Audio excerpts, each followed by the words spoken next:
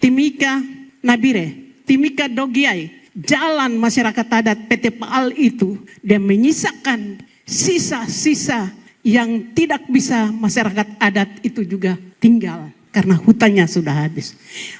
Lingkungan itu adalah perempuan yang disiksa oleh kebijakan. Nama saya Matea Mamoyau, perempuan Kamoro yang saat ini masih di DPR Papua. Begitu kami satu Papua, kami mudah menyelesaikan masalah walaupun banyak kota. Tetapi setelah pemekaran susah, kami mengalami kesulitan dalam menyelesaikan masalah-masalah, konflik-konflik yang masuk dalam lingkungan Papua seutuhnya.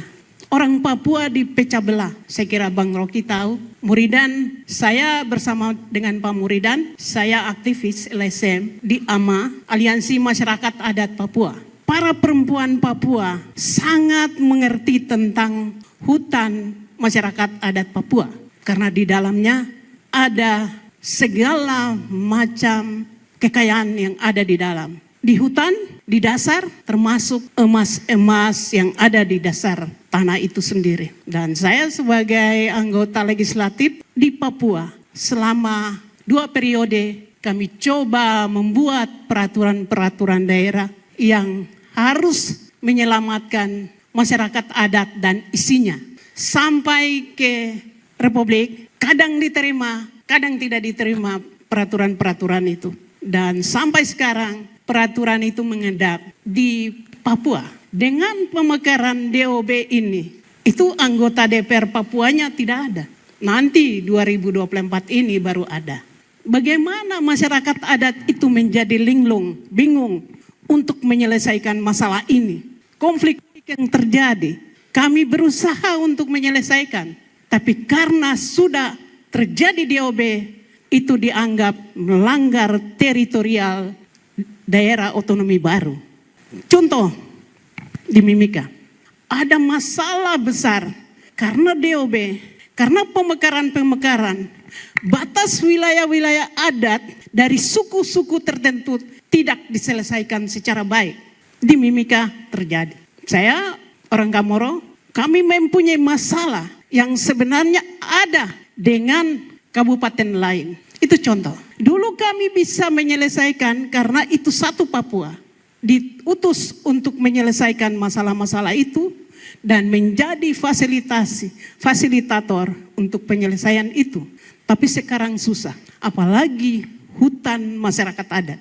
Di Timika Nabire, Timika Dogiai, jalan masyarakat adat PT Paal itu, dia menyisakan sisa-sisa yang tidak bisa masyarakat adat itu juga tinggal karena hutannya sudah habis.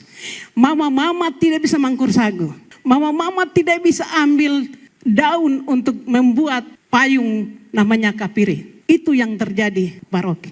Hal-hal kecil ini belum selesai. Susah untuk menyelesaikan masalahnya. Ditambah dengan konflik keamanan. Itu Papua seluruhnya. Jadi dengan pemekaran, dengan DOB ini, suku-suku yang merasa hak mulai muncul dan bertentangan. Akhirnya akan terjadi perang dan konflik. Dan siapa menyelesaikan masalah? Diutus TNI Polri untuk menyelesaikan masalah dan ini tidak akan selesai. Karena bagi suku-suku yang mendiami batas-batas wilayah itu, mereka tahu bahwa itu daerah-daerah mereka sejak turun-temurun. Ini masalah, Pak Rocky. Dan mereka tahu di dalamnya ada kekayaan alam yang tersimpan di dalam tanah itu sendiri. Kami coba membuat peraturan tambang rakyat di Intan Jaya. Tapi semuanya tidak diterima. Semuanya ditolak. Dan sekarang tinggal begini saja, itu Papua. Pada saat itu Papua. Sekarang menjadi Papua Tengah.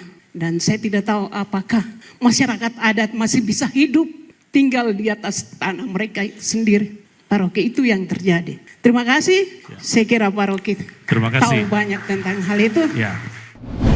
Ini sekali lagi saya mau terangkan bahwa misteri itu ada pada masyarakat adat. DPR, pemerintahan daerah bisa merasakan painfulness, tapi bukan misteri. Nah, tumpukan misteri ini yang menyebabkan penyelesaian tidak mungkin. dilakukan secepat-cepat. Lo masalahnya psikis, ngapain diselesaikan secara teknokratis? Kan itu dasarnya begitu kan. Seluruh kebijakan diturunkan, Pak Jokowi guyur uang di situ. Ya, tapi uangnya itu apa? Besok uangnya habis minta lagi, lalu marah lagi. Kok minta melulu? Ya karena penyelesaiannya bukan secara teknokratis, tapi misery itu. Lingkungan itu adalah perempuan yang disiksa oleh kebijakan. Soalnya segitu, sestandar itu masalah kita tuh.